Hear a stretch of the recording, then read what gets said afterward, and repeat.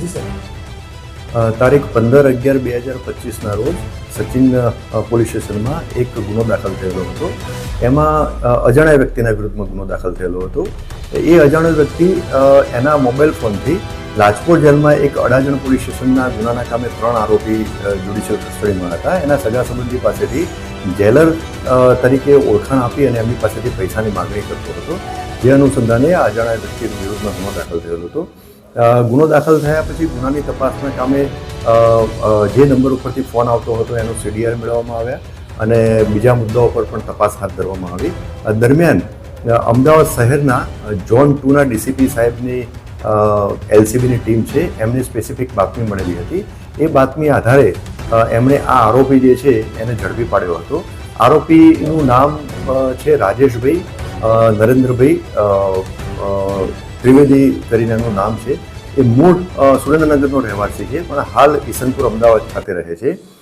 આ આરોપીની ત્યાંથી કબજો લઈ અને સચિન પોલીસ સ્ટેશનના ગુનાના કામે એની ધરપકડ કરવામાં આવેલી છે. તપાસ દરમિયાન જે માહિતી મળેલી છે અને જે આરોપીના વિરુદ્ધમાં જે ગુના દાખલ થયેલા છે એની હકીકત પણ મેળવવામાં આવેલી છે. તો આ આરોપીના વિરુદ્ધમાં ગાંધીનગર, અમદાવાદ શહેર અને અમરેલી જિલ્લાના અલગ અલગ પોલીસ સ્ટેશનમાં ગુના દાખલ થયેલા છે. ભૂતકાળમાં આ આરોપીએ પોલીસ તરીકે ખોટી ઓળખાણ આપી, મહેસૂલના અધિકારી તરીકે ખોટી ઓળખાણ આપી અને ફૂડ સેફ્ટી ઓફિસર તરીકેની ખોટી ઓળખાણ આપી અને આ રીતના પૈસા પડાવતો હતો. એટલે આ રીતની એની મોડસ ઓપરેન્ડી છે. આ આરોપીએ જસ્ટ ડાયલ મોબાઈલ એપ્લિકેશનમાંથી અડાજણ પોલીસ સ્ટેશનના ટેલિફોન નંબર મેળવી અને એ ટેલિફોન નંબર ઉપર PSO જોડે વાત કરી અને PSOને એવું કહ્યું કે આ જે અડાજણ પોલીસ સ્ટેશનના જે ગુનામાં 3 આરોપીઓ પકડાયેલા છે એનો હું એડવોકેટ બોલું છું અને કેટલા વાગે આરોપીઓને રજૂ કરવાના છે એની માહિતી મેળવી. તદુપરાંત આ 3 આરોપીઓના જે સગા સંબંધીઓના મોબાઈલ નંબરની પણ માહિતી એને PSO પાસેથી મેળવેલી હતી. એ પ્રકારે આ માહિતી મેળવી અને એમણે જે આરોપીઓના સગા સંબંધીઓને ફોન કરી અને પૈસાની માગણી કરી હતી. હાલમાં ગુનાની તપાસ ચાલુ છે.